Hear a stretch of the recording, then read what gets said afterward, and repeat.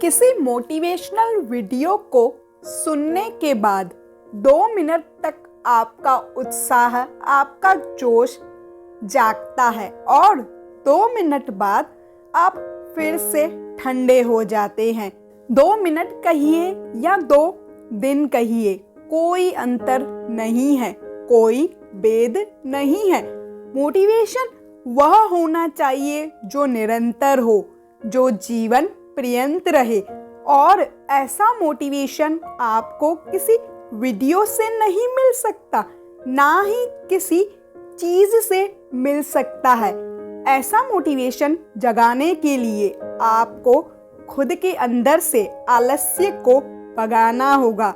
आलस्य की जड़ को समझकर उसकी जड़ को ही उखाड़ फेंकना होगा। इसके बाद आपके अंदर एक ऐसा जोश, एक ऐसा उत्साह जन्म लेगा जो निरंतर रहेगा, जो शाश्वत रहेगा। चलिए मैं आपसे एक सवाल पूछती हूँ, क्या आलस्य का ताकत या कमजोरी से कोई लेना देना है? क्या शारीरिक रूप से ताकतवर व्यक्ति आलसी हो सकता है और इसके विपरीत कमजोर आदमी क्या जोशीला, क्या उत्साह से भरा हुआ नहीं हो सकता? हमने अपने आसपास कितने ही लोगों को देखा है जो शारीरिक रूप से तो बहुत ही ताकतवर होते हैं, जिम करते हैं, शारीरिक व्यायाम करते हैं, लेकिन फिर भी वह आलसी होते हैं। ऐसा क्यों होता है? इतना ताकतवर आदमी जो काम चाहे वह झट से कर ले, लेकिन फिर भी वह नहीं कर पाता। तो एक बात तो समझ में आ गई, ताकत से आलस्य का कुछ लेना देना नहीं है। जोश और उत्साह तो कहीं और से जन्म लेता है। और एक बार अगर आप उस केंद्र को समझ गए, जोश कहाँ से पैदा होता है, तो जीवन भर आलस्य आपको कभी छू भी नहीं पाएगा और आपको दूसरे कोई मोटिवेशनल स्पीच की ज़रूरत भी नहीं होगी। आज की जो बोध कहानी मैं आपको सुनाने वाली हूँ, उसमें आपको एक ऐसा रहस्य पता चलेगा जिससे कि आप अपने आलस्य को त्याग कर हर पल मोटिवेट रहकर अपने लक्ष्य को प्राप्त कर सकते हैं। तो चलिए शुरू करते हैं आज की वीडियो। बहुत समय पहले की बात है, जब हिंदुस्तान पर अंग्रेजों का राज हुआ करता था। उस समय ज़्यादातर लोग खेती बाड़ी कर अपना जीवन बिताया करते थे। उसी समय टनकपुर नाम के एक गांव में सुनील अपने माता पिता के साथ रहा करता था। सुनील अभी शादीशुदा नहीं था और अपने पिता के साथ अक्सर उनकी खेती बाड़ी में उनका हाथ बटाया करता था। उसके पिता बूढ़े हो चले थे, लेकिन खेतों का काम करना अब भी उन्होंने नहीं छोड़ा था। दूसरी तरफ सुनील शारीरिक रूप से काफी मजबूत था। जिस काम को करने के लिए 4 लोगों की जरूरत होती थी, वहां पर सुनील उस काम को अकेला ही कर देता था। उसमें एक अद्भुत ताकत थी। उसकी माँ घर पर गाय और भैंस पाला करती थी, जिसका दूध पी पी कर सुनील बहुत ही ताकतवर हो चुका था। और इसी वजह से गांव में कोई भी सुनील और उसके परिवार के साथ पंगा नहीं लेता था। उस समय हिंदुस्तान पर अंग्रेजों का राज था और जो भी खेती बाड़ी में अनाज पैदा होता था, उसका बहुत सा हिस्सा लगान के रूप में अंग्रेज उनके गांव में आकर ले जाते थे।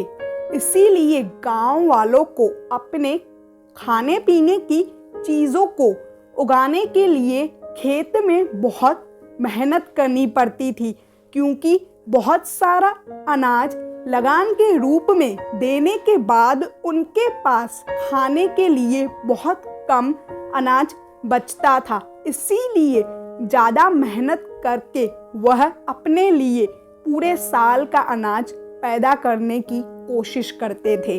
हालांकि सुनील का पिता अब बूढ़ा हो चुका था, लेकिन खेती बाड़ी में वह बहुत ही अनुभवी व्यक्ति था।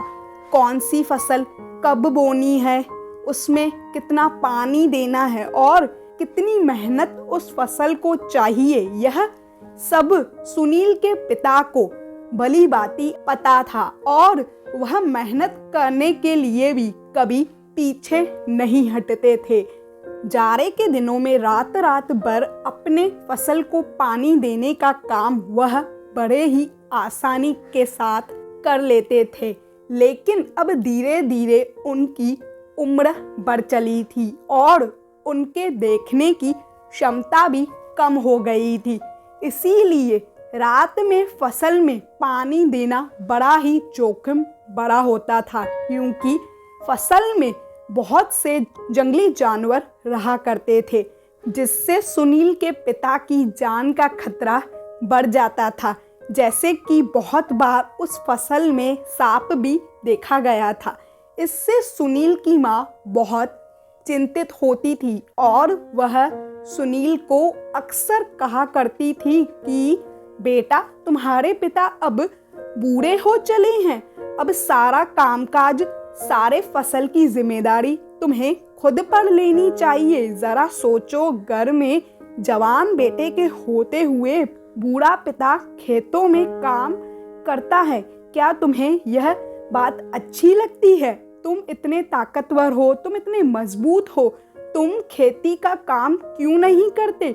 लेकिन सुनील पर उसकी माँ की बातों का कोई असर नहीं होता था। वह दिन भर अपने दोस्तों के साथ गप्पे लड़ाता रहता, तरह तरह के खेल खेलता रहता, लेकिन अपने पिता की मदद करने के लिए कभी कदम आगे नहीं बढ़ाता। एक दिन जब सुनील के पिता फसल में पानी दे रहे थे, तो आश्चर्यचकित रूप से एक सांप उनके पैर पर काट कर चला गया। उनके आसपास मदद के लिए कोई भी मौजूद नहीं था। वह जल्दी जल्दी कदम बढ़ाते हुए अपने घर पर पहुंचते हैं। रात का समय था और अस्पताल भी कहीं आसपास नहीं था। सबसे नज़दीक का अस्पताल वहाँ के नगर में था, जो गांव से बहुत दूरी पर था। इसीलिए जब आनन फानन में सुनील अपने पिता को नगर में लेकर जाता है, तो रास्ते में ही उसकी मृत्यु हो जाती है। सुनील अपने पिता के मृत शरीर को लेकर अपने घर वापस लौट आता है और उसके घर में सन्नाटा छा जाता है। घर में अभी कोई नहीं बचा था जो घर की जिम्मेदारी अपने कंधों पर ले सके। घर में केवल सुनील और उसकी माँ बचे थे। अब पूरी जिम्मेदारी सुनील के कंधों पर थी। सुनील ने कभी सपने में भी नहीं सोचा था कि उसका जीवन आगे इस तरह चलने वाला है। अब तक तो सुनील बेफिक्रा हुआ करता था। अचानक से सारी जिम्मेदारी उसके कंधों पर आ गई थी। अब उसे ही फसल उगानी पड़ती थी। फसल की देखभाल, फसल को पानी देना, सब उसी का काम हो गया था। लेकिन सुनील के मन को एक ऐसी आदत लग चुकी थी कि उसका मन किसी काम में लगता ही नहीं था। बस पूरे दिन गप्पे लड़ाना और ताश खेलना, बस यही उसका काम हुआ करता था। लेकिन समय ने करवट ली और वह दिन भी आ गया जब अंग्रेज उस गांव से लगान वसूल करने के लिए आ पहुंचे। सुनील अपने खेतों की देखभाल नहीं करता था, इसीलिए उसके खेत में बहुत कम अनाज हुआ। दूसरे खेतों के मुकाबले उसके खेतों में आधा अनाज हुआ था और आधे में से ज़्यादातर हिस्सा अंग्रेज लगान के रूप में वसूल कर अपने साथ लेकर चले गए। अब सुनील के घर में खाने के भी लाले पड़ चुके थे। दाने दाने के लिए उसकी माँ अपने पड़ोसियों की मोहताज हो चुकी थी। उसकी माँ को मांगना अच्छा तो नहीं लगता था, लेकिन वह कर भी क्या सकती थी, क्योंकि सुनील एक आलसी प्रवृत्ति का आदमी हो चुका था। अब उसके खेत बंजर पड़े रहते थे, उनमें कोई अनाज उगाने वाला नहीं था। यह देखकर सुनील की माँ को बहुत आघात पहुंचता था। उसके सीने में एक दर्द सा उठता था। जो परिवार कुछ समय पहले इतना धन संपन्न हुआ करता था, उसके पति की मृत्यु होने के बाद वह दाने दाने के लिए पड़ोसियों की मोहताज हो चुकी थी। वह अक्सर सुनील को समझाने की बहुत कोशिश करती थी, लेकिन उनकी बातों को सुनने के बाद सुनील में कुछ देर तक तो जोश और उत्साह जागता था। वह सीधे कस्सी उठाकर अपने खेत में पहुंच जाता था, लेकिन कुछ देर बाद उसका उत्साह और उसका जोश ठंडा पड़ जाता और फिर से वही जीवन शैली शुरू हो जाती। एक दिन जब सुनील की माँ सुनील को जली कटी सुना रही थी, तो सुनील ने गुस्से में आकर अपनी माँ से कहा, मैं भी चाहता हूँ दूसरों की तरह अनाज उगाना, लेकिन मैं क्या करूँ? मेरा मन अपने वश में नहीं है। मैं रोज रात में यह सोचकर सोता हूँ कि सुबह उठकर अपने खेतों में काम करूँगा और अनाज उगाऊंगा, लेकिन सुबह उठते ही पता नहीं मुझे ऐसा क्या हो जाता है कि बिस्तर से उठने का भी मेरा मन नहीं करता। मैं खुद अपने आप से बहुत परेशान हूँ। इन चीज़ों से छुटकारा चाहता हूँ। मैं क्या करूँ? मुझे कुछ समझ नहीं आ रहा है। यह सारी बातें सुनील का पड़ोसी भी सुन रहा था। सुनील का यह कथन सुनने के बाद उसके पड़ोसी ने कहा कि बेटा, तुम्हारे जैसी ही हालत मेरे बेटे की भी हुआ करती थी, लेकिन किसी ने मुझे बताया पड़ोस के गांव में एक बौद्ध भिक्षु आया हुआ है। जब मैंने अपने बेटे को उनसे मिलाया तो पता नहीं उसने ऐसा क्या बताया कि मेरा बेटा अकस्मात रूप से एकदम बदल गया है। आज वह बहुत मेहनत करता है। सुबह उठकर बिना बोले ही खेतों में काम करने के लिए पहुंच जाता है। मैं खुद उसका यह बदलाव देखकर आश्चर्यचकित हूँ। आखिर उसको उस बौद्ध भिक्षु ने ऐसा क्या बताया था? तुम भी उस बौद्ध भिक्षु से जाकर एक बार जरूर मिलना। वह पैसे तो लेते नहीं हैं। अगर तुम्हारा कुछ फायदा भी नहीं हुआ तो तुम्हें कुछ नुकसान भी नहीं होगा। यह सुनकर सुनील की माँ ने सुनील से कहा कि बेटा, तुम एक बार जाकर उन बौद्ध भिक्षु से जरूर मिल लो। उसके बाद भी अगर तुम्हारे अंदर कोई बदलाव नहीं होता है तो मैं यह सहन कर लूंगी, लेकिन तुम अपने स्तर पर अपने आप को बदलने की कोशिश तो करो। तुम में इतनी क्षमता है, इतनी ताकत है, फिर भी तुम कोई काम क्यों नहीं करते हो?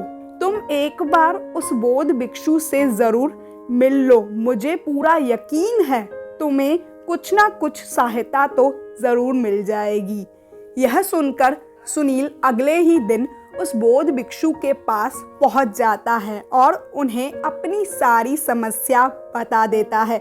उसकी समस्या सुनने के बाद बौद्ध भिक्षु कहना शुरू करते हैं।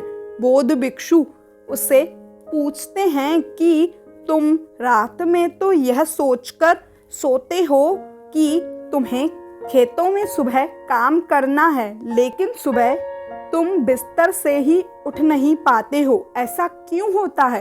यह सुनकर सुनील कहता है कि महात्मन, यही तो जानने के लिए मैं आपके पास आया हूँ।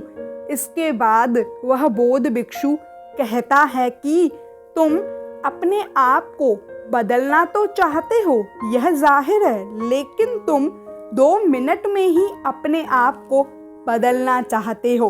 2 मिनट तक तुम्हारा अंदर जोश और उत्साह उठता है और फिर से वह ठंडा हो जाता है। इसीलिए तो तुम रात में सोचकर सोते हो, लेकिन सुबह यह काम नहीं कर पाते हो। क्योंकि 2 मिनट का जोश और उत्साह तुम्हें केवल दुख ही देगा, क्योंकि तुम वह काम पूरा नहीं कर पाओगे, और पूरा नहीं कर पाओगे तो तुम सोचोगे मेरा जोश और उत्साह किसी काम का नहीं है। इसीलिए कभी भी किसी बात पर अकस्मात रूप से जोशीले मत हो जाओ। अपने मन को शांत रखो और शांत प्रवृत्ति के साथ ही एक निरंतर जोश और उत्साह पैदा करने की कोशिश करो। मैं इसके लिए तुम्हें 5 रास्ते बताता हूँ जिनके द्वारा तुम जीवन पर्यंत जोश और उत्साह से भरे हुए रहोगे और तुम्हें किसी भी काम को करने में कोई परेशानी नहीं होगी। सबसे पहला सिद्धांत, अपने लक्ष्य की तरफ हर दिन हर रोज एक कदम बढ़ाने का फैसला करो। तुम्हें पूरा काम एक दिन में खत्म नहीं करना है। यही तो सोचकर तुम कभी भी अपने काम को पूरा ही नहीं कर पाते हो। तुम खुद सोचो कि क्या तुम एक दिन में ही अपने खेतों में फसल उगा सकते हो? कभी नहीं। फसल उगाने का काम धीरे धीरे होता है, इसीलिए तुम हर रोज अपनी फसल उगाने के तरफ एक कदम बढ़ाना शुरू करो। जैसे कि फसल उगाने की बारी आई, सबसे पहले एक दिन तुम जाकर अपने खेतों को तैयार कर दो। उसके बाद धीरे धीरे हर दिन के साथ अपने खेतों में फसल उगाने का काम बढ़ाते जाओ। उससे तुम्हारा जोश और उत्साह कम होने के बजाय निरंतर बढ़ता चला जाएगा, क्योंकि तुम जैसे जैसे हर दिन एक कदम अपनी मंजिल की तरफ कदम बढ़ाओगे तो तुम यह पाओगे तुम अपनी मंजिल के करीब पहुंचते जा रहे हो और मंजिल तुम्हारे तरफ आ रही है। इसीलिए जैसे जैसे तुम मंजिल के पास पहुंचते जाओगे वैसे वैसे तुम्हारा जोश और तुम्हारा उत्साह बढ़ता चला जाएगा। जब कोई आदमी किसी पहाड़ पर चढ़ना शुरू करता है तो शुरुआत में उसे वह पहाड़ बहुत ऊंचा दिखाई देता है। शायद वह आदमी उस पहाड़ की ऊंचाई को देखकर कभी चढ़ने का फैसला ही ना करे, लेकिन जब कोई आदमी उस पहाड़ पर चढ़ना शुरू करता है और धीरे धीरे उसकी चोटी तक पहुंचने लगता है तो उसके कदम खुद ब खुद जल्दी जल्दी उठने लगते हैं, क्योंकि वह अपनी मंजिल के करीब पहुंचता चला जाता है। इसीलिए पहला सिद्धांत, रोज अपने मंजिल की तरफ एक कदम बढ़ाओ, ना ज़्यादा ना कम।